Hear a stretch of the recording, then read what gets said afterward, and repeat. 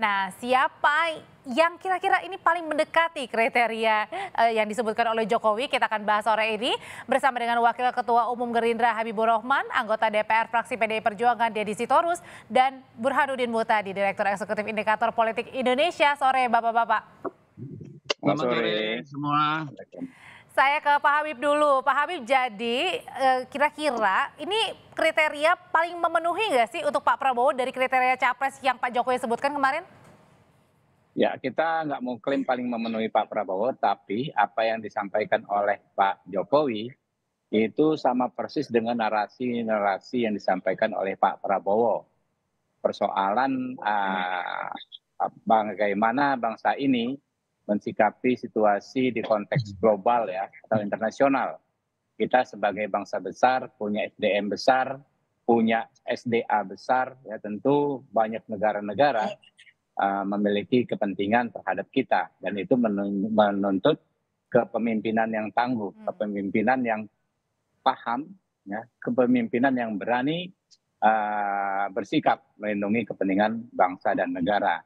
Hingga kalau banyak orang mengatakan, oh itu arahnya sepertinya ke Pak Prabowo, ya kami nggak bisa membantah, ya.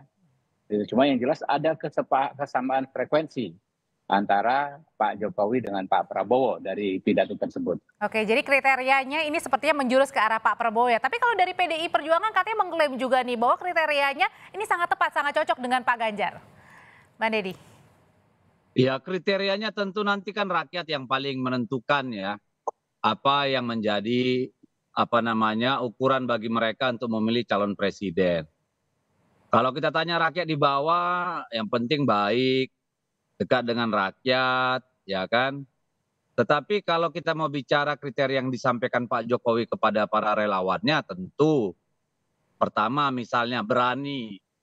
Saya kira satu-satunya capres yang teruji keberanian dan nyalinya itu ya bisa ditunjukkan langsung misalnya dalam kasus Piala Dunia U20 di mana mayoritas suara publik itu menghendaki Israel boleh tampil, sementara demi sejarah kita, konstitusi kita, potensi kerentanan ancaman terhadap pelaksanaan kegiatan itu, Pak Ganjar berani mengambil resiko kehilangan popularitas, dibenci orang, dibully orang.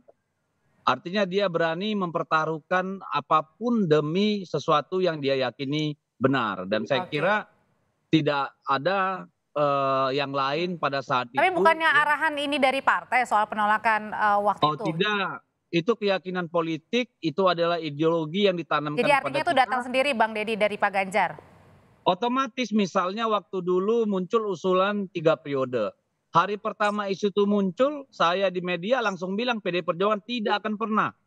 Itu nggak perlu instruksi partai, karena itu sudah melekat di dalam kaderisasi yang ada pada kita. Lalu Pak Jokowi bicara misalnya soal kedekatan dengan rakyat, mengenal mengetahui denyut nadi rakyat gitu ya, mengetahui tantangan. Saya kira kita bisa lihat rekam jejak digital, seberapa sering Pak Ganjar berada di tengah-tengah rakyat, ya seberapa sering dia ada di ruangan kerja gitu ya.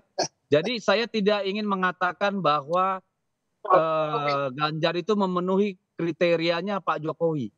Tetapi saya kira rakyat akan menentukan. Tetapi saya juga bisa dong pribadi mengklaim bahwa yang dibilang Pak Jokowi itu sebangun dengan apa yang melekat pada Ganjar gitu. Oke, salah satunya kriterianya dimiliki adalah tadi pemberani ya. Setuju nggak sih kalau misalnya kriteria ini pemberani, kemudian parameternya ini tertuju pada kemarin penolakan tentang Piala Dunia, ya, Pak Habib? Kan ini kan berani ini kan tidak hanya soal berani fisik ya Mbak ya, atau berani katakanlah berani dalam arti narasi ya, tapi berani dalam tindakan itu juga penting gitu loh, dan itu dibuktikan Ganjar gitu loh. Oke, berani dalam tindakan itu juga kan yang dilihat dari Partai Gerindra, Pak Habib ketika menilai tadi parameter untuk berani dari seorang Ganjar Pranowo adalah penolakan dalam Piala Dunia kemarin.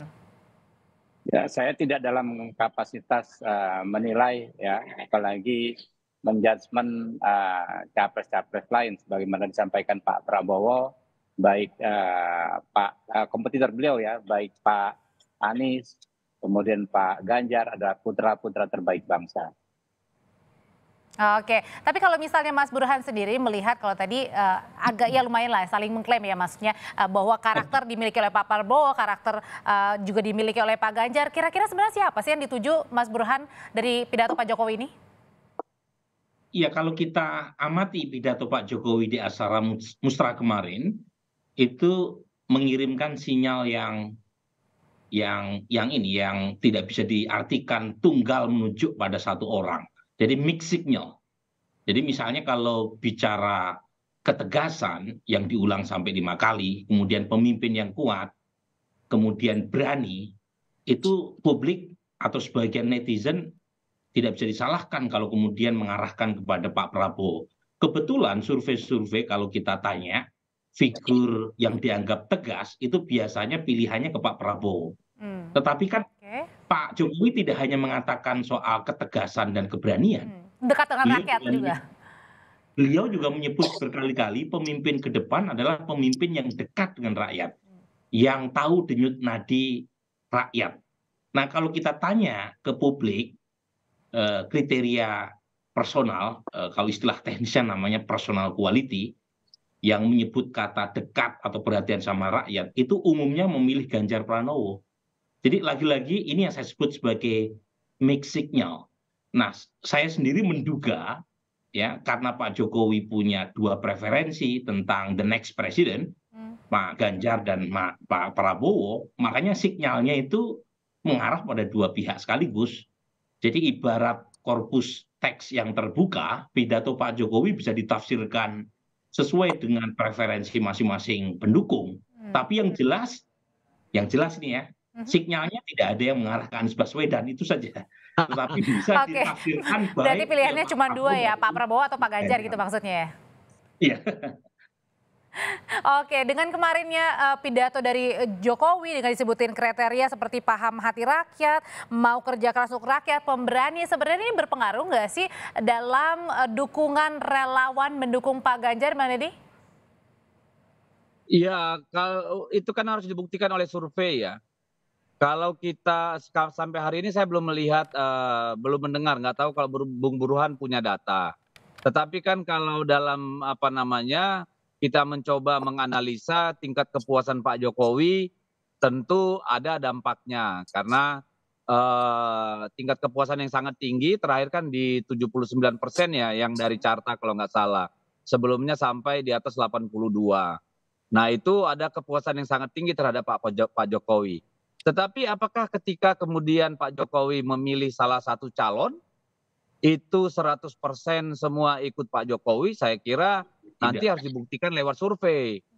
Gitu ya. Artinya Bang Deddy juga mengamini pidato dari kemarin Pak Jokowi bahwa sebenarnya yang didukung Pak Jokowi jangan-jangan bukan hanya Pak Ganjar, tapi juga ada kriteria yang dimiliki Pak Prabowo. Ya, saya kan tidak mengatakan bahwa kriteria yang tadi disebut itu tidak ada pada Pak Prabowo ya. Saya kan mengasosiasikan dengan Pak Ganjar. Gitu loh, saya tidak menilai Pak Prabowo tadi dalam pernyataan saya. Tetapi saya mau katakan beginilah. Kalau yang diinginkan oleh Pak Jokowi itu kan adalah keberlangsungan, keberlanjutan dan penyempurnaan dari apa yang dia sudah kerjakan. Melihat tantangan internal dan eksternal, potensi internal dan potensi eksternal kita, perlu memang pemimpin yang menginspirasi soliditas bangsa ini, ya, mampu menghadapi challenge tantangan yang ada di depan dengan bonus demografi, ya, dengan kemajuan teknologi dan seterusnya. Tetapi pesan pentingnya juga kan tadi dia berulang-ulang juga ngomong, mau turun ke bawah, mau kerja dekat dengan rakyat, mau capek-capek tidak hanya di dalam kantor, kan kira-kira gitu nih. Itu yang saya tangkap.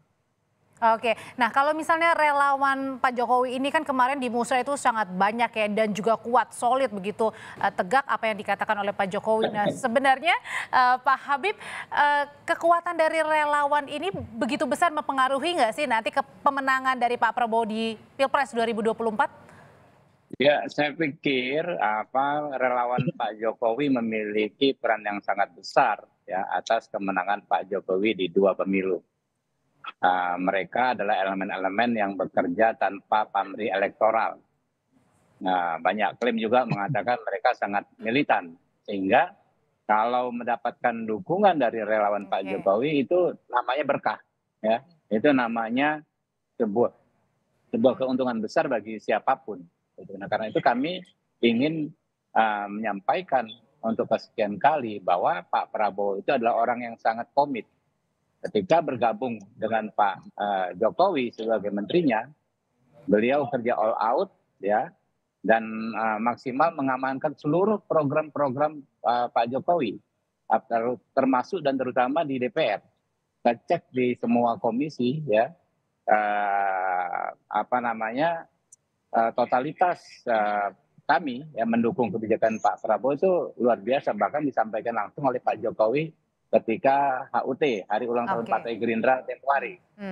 Nah, jadi itu yang kami yakinkan capaian prestasi, ya, Pak Jokowi saat Oke. ini Berarti nanti tentu masih akan menggantungkan. jaga, ya, kami jaga, kami sempurnakan dan kami teruskan.